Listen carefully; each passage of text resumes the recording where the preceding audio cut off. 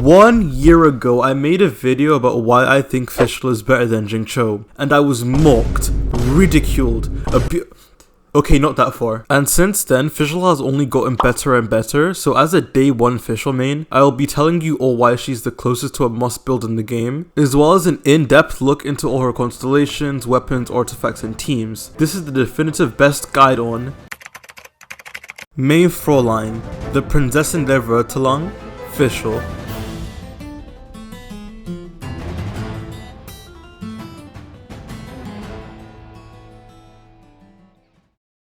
Hello there, Flip here, and today, after more work than I would like to admit, I am here today to once again justify my reasonings for thinking Fischl is one of, if not the best 4-star in the game, and then following it up with a very in-depth look into everything about how to build Fischl. But before we do that, as always, if at any point during the video you're entertained or informed, make sure to drop a like and even consider subscribing, as I talk on various topics regarding Genshin's meta and I'll try to keep you updated.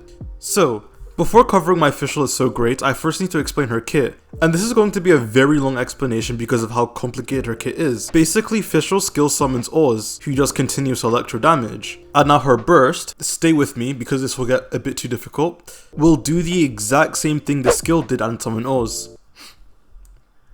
That's the only other noteworthy thing to cover in Fischl's kit is her Ascension 4, which is honestly like an elemental reaction in itself because you get an additional electro hit every time you trigger an electro-based reaction.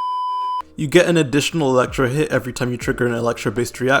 Electro is one of the only elements where applying a lot of it is actually a good thing instead of a bad thing. Electro coexists with Hydro so it doesn't mess up your Hydro application, and on Dendron teams like Quicken, applying more Electro results in doing more damage and aggravates, and causing Quicken is just another Dendro aura so it won't negatively affect your teams. It will actually increase your seed generation in teams like Virgin, and there is no other Electro character like Fischl that does as much damage as her, while also being able to apply such a ridiculous amount of Electro, which is why she's so valuable. The positives don't end there as well because Fischl's kit revolves entirely around her skill, and she has quite a low burst cost.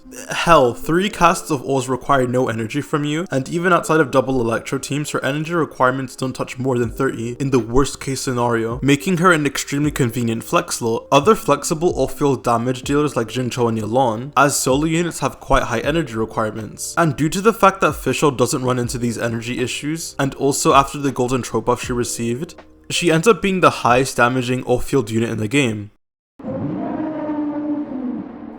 ignoring the fact that Zhengling exists. Oz will also proc unconditionally, unlike Yelan and Jingcho who need normal attacks, so this opens up an even wider range of teams for her where she's going to be a top 3 option. Another thing is that usually in Genshin you have 2 archetypes of teams, mostly Bennett teams or Dendro teams, and then whatever niche hypercarry teams exist. Fischl is the only character that can consistently dip into all of these team archetypes. The only teams where she doesn't really work in are Nilou, Monopyro, any cryo damage focused team, and I think that's it. I haven't even touched deeply on her amazing electro application from her A4, allowing her to tie together teams like Aggravate amazingly, and enable teams like Overvape, giving Hu Tao and Yoimiya strong team options. Her electro energy generation additionally makes electro characters with high burst costs like Yai and Beidou quite reliant on her for her best teams. I could keep going on and on about all of Fischl's merits, but I'll cover her teams and synergies more later in the guide, which will make them more apparent. And going back to the Jingcho comparison, not only does Fischl just have more teams, but the more you expand into your account, the less and less you value Jingcho, where the opposite is true for Fischl. As you get more Hydro characters, Jingcho's versatility lessens, as he gets replaced by Hydro characters specialized in certain fields, to where the only team where he isn't really replaceable is double Hydro, and even that is potentially in danger, where because Fischl is the only character like herself, you can't really replace her, and she only gets more synergies like with New Villa who just came out, and any future on-field electro characters will also most likely be balanced around Fischl. The only accounts I think that wouldn't really benefit from a Fischl are players that are basically just trying to speedrun, as Fischl isn't really good in that niche as her value comes from being a sustained damage dealer, and speedruns are all about front-loading a lot of damage very quickly, which is something Fischl can't really do or help enable. Otherwise, Fischl is one of the most viable characters you can build, opening a lot of different team options and helping you complete your teams a lot easier. Are you playing a double Hydro Hyperbloom team and now can't build a national team on your other side? You can swap Fischl out for either of the Hydras and build the team easier. Do you have 3 members of Mono Geo but can't complete the team? Fischl. Eula without Raiden? Fischl. Do you want to make Kitching a character? Fischl. Do you want to play Raiden Hyper but no C6 Sarah? Fischl. Do your parents not love you? Showing them Fischl could probably fix that. I've used this scenario a lot, but Fischl is essentially a jigsaw piece that can be used to complete almost any puzzle piece, and that's why I value her so much. And now with that, I think I've said my piece, so let's start this Fischl guide going over her constellations first.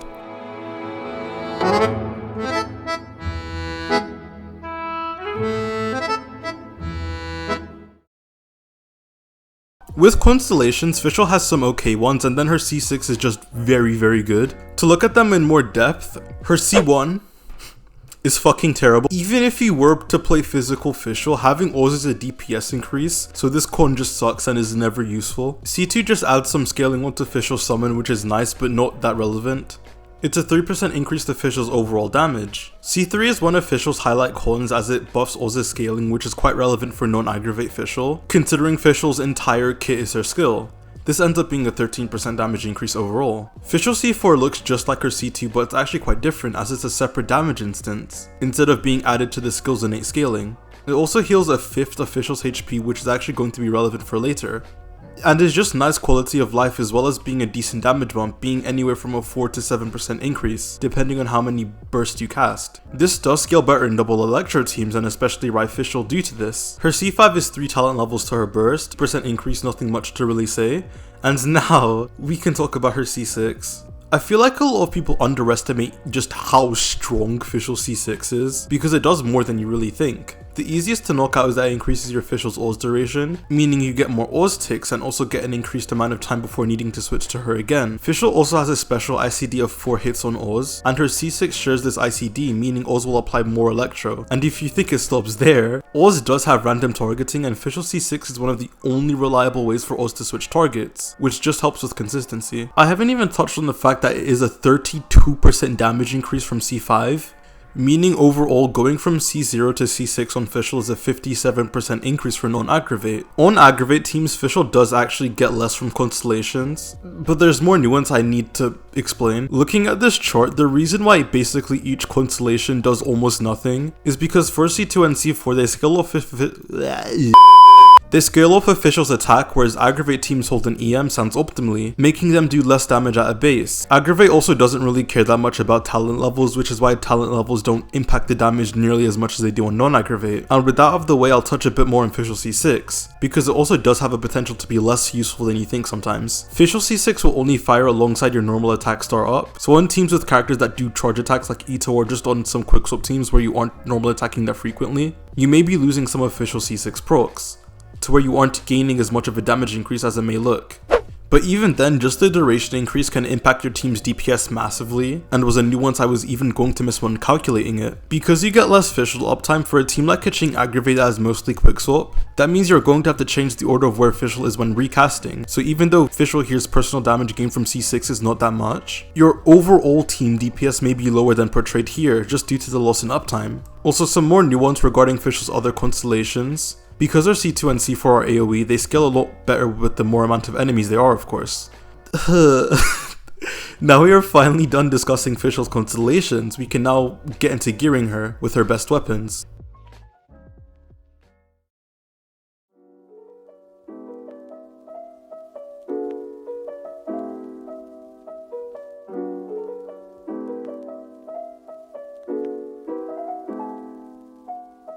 Fischl's weapon options do actually vary a lot depending on the amount of buffs you have, and some weapons perform better than others in other environments. So I had to actually just calculate 3 different scenarios for Fischl to show what is best for the type of team you play. We have just a noblesse buff, which would be on teams like Taser, Bennett and a noblesse buff, which would be for hyper carry-ish teams, where you use Fischl as a flex slot, and finally everyone's favorite reaction, aggravate teams. Yeah, just take your time, don't worry. I'll wait. Are you fucking done reading it? So with that, I may as well go into a bit more detail to explain why some things are in higher places than the others.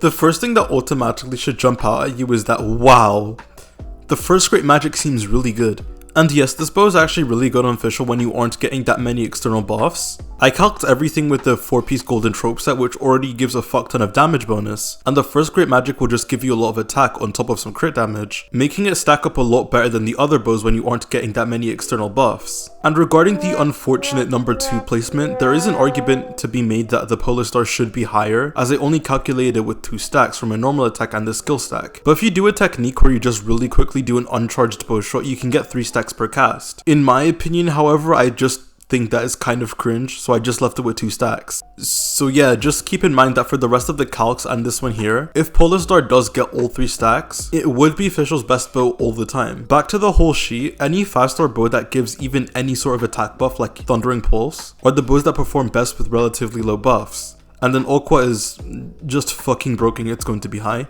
The 4-stars here are just going to be kind of shafted, as they just have lower base attack and substats. Ali Hunter takes it to the top due to the fact that it has an attack percent substat, which is very good for Fischl here. As a non-aggravate teams without Bennett, she really loves more attack. The bow was also literally made for her, it gives up to 40% damage bonus when off field. Next, the Song of Stillness, which gives you a damage bonus whenever you are healed, is something I thought would suck for Fischl, as I assumed the passive would be dynamic and you wouldn't be able to get that much uptime on it. But Mohoyo came through and this buff actually snapshots. So if you're able to reliably heal before casting Oz each time, this weapon is one of her better 4-stars. And there's also a unique interaction with her C4 that heals you to where if you use her ultimate and then recast Oz, your skill will snapshot the buff as you just healed. The Song of Stillness also having an attack percent substat is also very valuable, as again, when you aren't getting that many external buffs, attack percent is what you want to look for. This is the same reason why the Stringless is so low, because you have an EM substat, which isn't doing much on a non-aggravate team, and the damage bonus passive when Fischl is already getting a ridiculous amount from Golden Trope makes Stringless not that great without more attack buffs. Speaking of attack buffs, if you just say fuck it and slap Bennett and Noblesse together, the weapons do indeed shift a bit now. Aqua shoots all the way to the top, and the weapons that buff damage percent like Polar Star and Hunter's Path become a lot more competitive for Fischl's top bows, while bows that only buffed attack percent fall below. Nothing else really matters here, so let's just move on to the aggravate weapon rankings. Stringless finally gets the Shonen Redemption arc it deserved, and gets to take full effect of its substat. Aggravate quite literally does not care about attack at all, so again the bows that primarily buff damage percent are a lot more favored and make up the top 3. When Hunter's Path was above Polar Star, I was actually gobsmacked, but again you could say Polar Star with only 2 stacks is unfair, so Oh yeah, I was almost about to forget, but Elegy of the End is a very iffy thing on Fischl. If you are speedrunning or at a very high investment with a spread carry, whether that's the Green Giant or EDP 445, running Elegy is honestly fine, even though the thought of it makes me want to throw up. Overall, Fischl's best weapons are generally going to be Polar Star, Aqua, Hunter's Path, or the first great magic for 5-stars. And then the only relevant 4-stars are Song of Stillness and Ali Hunter, also Stringless for aggravate teams. No more need for me to keep flapping my gums about Fischl's weapons, let's just discuss the best part of the game, and what no one hates grinding for at all, the artifacts.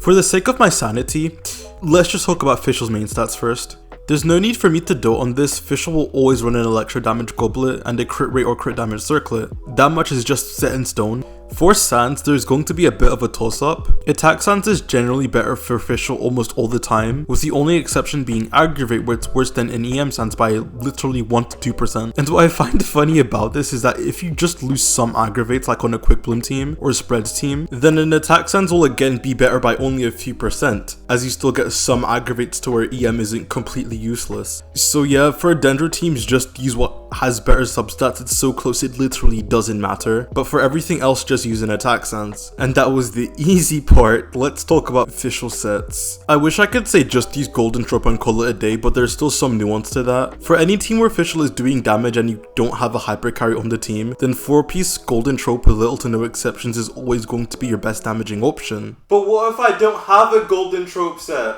Then you can go fuck your On Aggravate, using something like 4 Gilded can be very good, likewise with 4-piece Thundering Fury, due to the Aggravate damage bonus, which is actually going to be relevant. And then 4-piece Thunder Soother on any team where you can get a decent amount of Electro Aura uptime like Taser comps or non-Nahida Aggravate comps.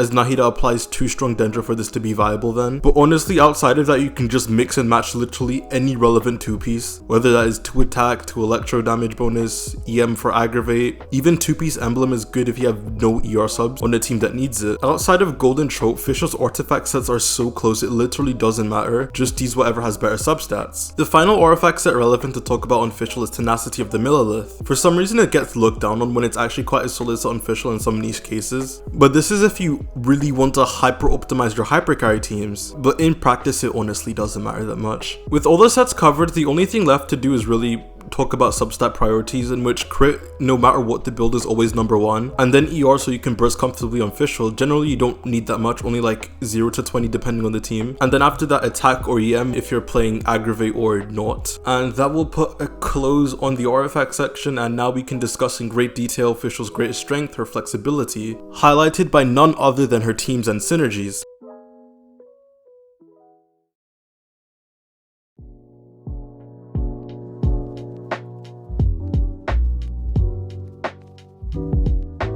We are now entering the most daunting piece of this video just due to how flexible Fischl is, as she's normally the only self-sustainable Electro, so when talking about Fischl teams you're talking about Electro as a whole. And even outside of that, for circumstances when Electro might not be ideal, Fischl still somehow is always going to be a competent option. I'll first start by highlighting Fischl's more specialized teams with her best synergies, and then going into teams where she can just act like a flex tape to hold the team together. And what else could I start talking about other than Fischl's top synergy? Aggravate.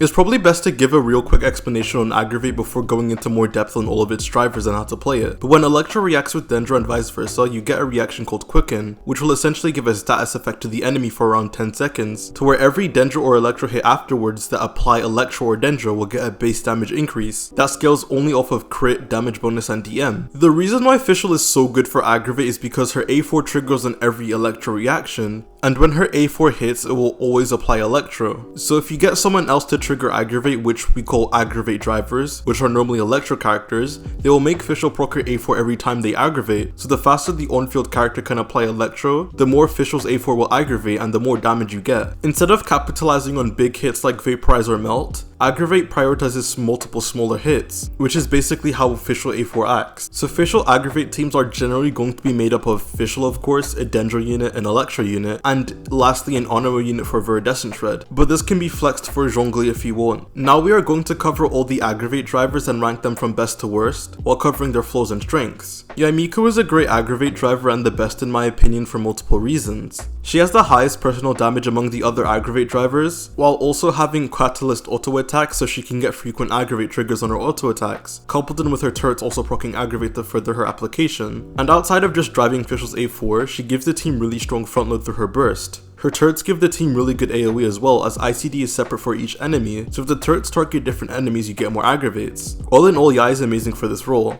The next driver to cover is Keqing, who is a damage downgrade to Yai, but does offer some merits in return. Between Thundering Fury, Keqing's extremely spammable skill, her burst that hits 600,000 times, and her fast normal attacks while on field, Keqing is really fast at triggering aggravates for Fischl. And going back to her burst, its radius is insane, and she's a lot more consistent in AoE than other drivers, and her damage ramps up the most there. Moving on to the tied third spot, we have both Raiden and Lisa. Lisa Aggravate is honestly quite underrated in comparison to how good it is. Like Yai, Lisa being a catalyst user gives her inherent electro auto attacks for consistency, and her normal attacks don't travel like Yai's do. Then to top it off, due to Lisa's defense shred from her A4, not only does she help drive Fischl, but she also buffs Fischl damage output in the process, while doing a good chunk of damage on her own. Also, if you manage to get your hands on Lisa's C4, you have access to her half quadratic scaling, and get a massive increase in the team's AoE, making Lisa even more competent for this role. Then for who she's tied with, unlike the others, Raiden Aggravate isn't really a quickswap team, so you're going to have to use defensive utility more so than the others, but in return you get extremely brain dead gameplay with the extremely consistent AoE, nothing much to really say. For the last important Fischl driver, we have Sucrose. Instead of being an Electro unit, Sucrose will be able to trigger aggravates in AoE Sucrose will be able to trigger aggravates in AoE through Swirl, spreading the Electro Aura, and she'll also be able to drive and enable aggravates in single target through Electro Swirls, as any Electro reaction procs her A4. And with Sucrose Aggravate, she's obviously filling two roles, so you're going to want to use a second off-field Electro damage dealer like Beta or Yai, but if you're using Yai, you may as well just on-field her. Lynette at C6 and Hazel can also fill in this role, though they are a Sucrose downgrade. And if for whatever reason you use a DPS, Dory, she can also drive Fischl. Now that's one teammate covered. I guess we can talk more about the weed element's role in this team. You essentially have two choices using the defensive Dendro options, Baizu, Kirara, and Yao Yao, or just saying fuck it we bowl and using Nahida. Nahida can have some issues with constantly swirling Electro as she applies a really strong amount of Dendro, but there are a lot of workarounds to this, like infusing Electro early in your rotations. Also, because you are using Nahida and 2 offensive units, you are potentially sacrificing using one of the better Onoma units like Kazuha or Sucrose, since using them means having no defensive utility on the team, which can just be a pain in the ass to play. Kirara with a Sapwood Blade is going to generally be your best bet, as she has quite good AoE on both her burst and skill, and you don't need that much consistent Dendro application for good quicken uptime. Baizu also has pretty decent application and can hold a Hakushin ring. Let's be completely honest, no one cared about the bitch that used this mask anyway, so just craft it. Yao Yao is going to be the worst as she offers no real buffs, but she's still going to be quite fine. For the last party slot, which is primarily going to be an Onoma unit, it's pretty much just between Kazuha and Sucrose. Kazuha gives you much more comfortable grouping, and you have things like Xiphos or Fav that can help a lot with the team's energy requirements. And then Sucrose is going to be harder to play but offers a bigger buff and yields more damage in single target. With that, we have finally covered Aggravate. Let's just move on to another team archetype, one I think is quite underrated, Overvape. Overvape is actually a made up reaction. Who would have thought? It's essentially a mixture of Overload. Hear me out. It's a mix of Overload and Vaporize with Electrocharge's unique property. You may think the Electro Aura will cause you to not get as much Vaporizes, but it's actually the opposite. To give the most barebones explanation as possible, when you combine Electro and Hydro, you will get an Electrocharged Aura that has both Electro and Hydro on the enemy at the same time. When Pyro interacts with the Electrocharged Aura, it will first react with Electro and cause an Overload reaction, and then the remaining Pyro will Vaporize. And because for characters like Hu Tao or Zhangling, you are building into EM regardless, and also Overload doesn't crit, you get an extremely consistent damage source on top of your vapes. And let's say you're using Hu Tao and a slower Hydra applicator like Hylan, you will actually get help with not letting Pyro overtake, as not only are you just applying less Pyro, but if Pyro does manage to break through, you will just overload and then have no aura again, so you can easily reapply Hydro. The reason why you would run an Overvape team is because Overvape tends to have more single target damage than other Vaporize options, giving you a much more comfortable time against bosses. The general structure for carries like Yoimiya, Diluc, and Yanfei is to run Bennett, Yolon or Jingcho, and Fischl. And then for the special child Hu Tao, instead of Bennett, you can use Zhongli or you can pair Fischl with the double Hydro core. You guys probably heard the word overload and cringed inside, but we are at a point in the Abyss and with overworld enemies in general to where not that many are getting heavily knocked back by overload, so even that drawback isn't as prevalent. Lastly, if you're going to be using Overvape, make sure to use an EM sense for your Pyro carry. Moving on to what was Fischl's most prominent core before Dendro, we have Electrocharge or Taser teams. This highlights another one of Fischl's key strengths, being her battery capabilities to funnel high energy cost bursts, like Yai or Beidou. And these teams will be built up of Fischl, a Hydro unit, and Onoma unit, and then either another Electro or Hydro unit. Electrocharge doesn't seem that strong, but like with the fact that you add Pyro to an Electrocharged Aura, and you make Overvape, adding Onoma to an Electrocharged Aura will give you a double swirl, which really ramps up in AoE. Pairing Beidou with Jingcho and Sucrose is the most standard version of this team. Sucrose is on field and driving Jingcho, Fischl, and Beidou, while doing damage with her swirls, and constantly grouping enemies with Jingcho and Beidou's defensive utility holding the team together. And from this base, for a more single target oriented version of the team, you can opt to replace Beidou with Hylan. If you want more AoE, you can run double Onoma Taser teams, and if you want another driver like Kokomi, replacing Sucrose with Kazuha would be ideal. The Taser core is so flexible and you could honestly just mix and match with your favorite Hydro, Electro, or Onoma units. Closing off the last Fischl team where she isn't just essentially a flex slot, we have the Raiden and Fischl duo. I already made an entire video covering this duo in more depth, but to give a Cliff Notes version, even though these characters are often compared, Fischl is better. The Rai-Fischl duo, as I like to call it, is extremely strong. Raiden has amazing AoE coverage and Fischl's damage is more single target oriented, so when paired together you get the two best Electro Queens covering for each other's flaws. Raiden gives your entire team energy, Fischl generates a ton of energy. You are never going to have troubles piloting this team. Core of it is mostly going to be Raiden, Fischl, and Kazuha, and you have some options from there. You can go the hyper carry route and use Bennett to boost both Fischl and Raiden's damage to its ceiling. You can use Jingcho for EC Raiden, which is a taser like team using Raiden to drive, which to be honest you're only going to use when Bennett is taken. And with the addition of Dendro, you now have Raiden Aggravate, as I mentioned previously, which has very consistent AoE damage and can perform the best at lower levels of investment. In general, this core is really good brain dead damage and I'd recommend giving it a spin. With all of those more specialized teams out of the way, I'm just going to basically give an overview of some of Fischl's more notable flexes. And if you don't know what a flex is, it's just short for flexible. First, on double Hydra Hyperbloom teams, you can replace Yelan or Xingqiu with Fischl, in which she'll deal her high single target damage, some of which will aggravate, and most of the time she'll prioritize the enemy over the Dendro cores, so you'll never really have to worry about losing seeds. With how Dendro attacks with the electrocharged aura anyways giving you 2 seeds, you often end up generating more seeds anyways, so it doesn't really matter.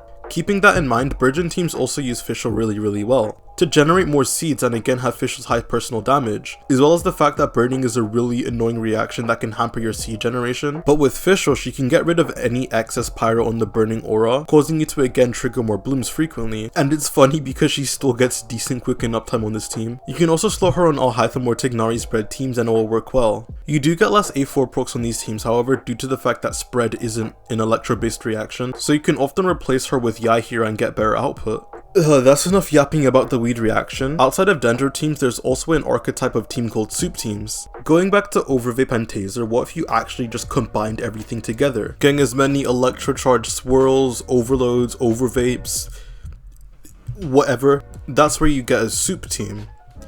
I don't know why it's called that either. Basically just a 4-element team trying to trigger as many reactions as possible, and there are 3 popular ways to do this. The first is by using Bennett and Kaza to guarantee that you infuse your Kaza burst with Pyro, and then you can use whatever Hydra unit you really want, whether it's Ayato, Xingqiu or Yelan. You'll apply Electrocharged with the Hydra unit and Fischl, and then when Kaza burst takes, you'll swirl and apply Pyro. The second way is to use Sukokomon, made up of Sucrose, Kokomi, Fischl and Zhangling.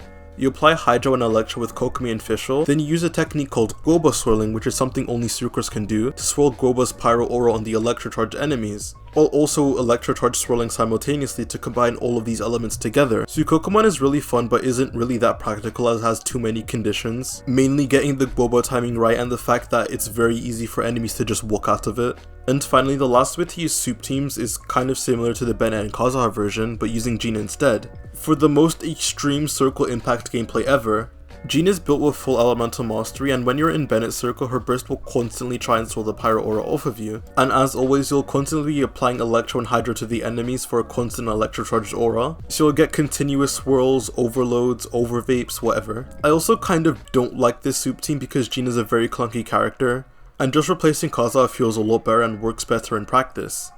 Okay, we've covered Electrocharged, Overload, Overvape. Is there an Electro reaction I'm forgetting?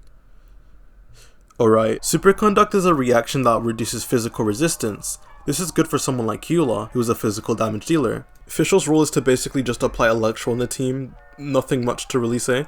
Fremine can also appreciate a good Fischl if you aren't hyperblooming with him. You know what, you don't even need the team to be focused around Electro reactions. If you're missing space in your hypercarry team, it's good to know that Fischl can also complete them, and you'll still be getting continuous A4 procs from all of them. Whether that's Ito, Noelle, Zhao, Wanderer, Nouvelette, it really doesn't matter. Fischl will always provide her full value as she doesn't have a set trigger condition, and will always be there to provide your team with more damage. As I said in the beginning of the video, Fischl, unlike other characters, is by far the most self-sufficient unit in the game, by the virtue of not having an egregious energy requirement. And unlike Bennett, who was only for attack scalers, or Nahida, who is only for Dendro teams, Fischl very consistently helps sustain teams and is very strong on all sides of Genshin team building, which is why this section has been so long. And that will conclude the Fischl guide. Fischl will only continue to get better and better as we get more units, especially characters like Nouvelette with that strong synergies, as Fischl works with almost everyone. She's a great unit if you're just starting out, and even great for medium invested accounts that want to continue expanding, so put more respect on her name. If you somehow made it to the end of this extremely long video, thank you so much for watching. I would really appreciate shares as this took a lot out of me. If you enjoyed the video, make sure to like, subscribe and comment your thoughts on Fischl, as I'd love to hear and respond to almost every single comment. Thanks again for watching, and I'll see you guys on the flip side. Peace.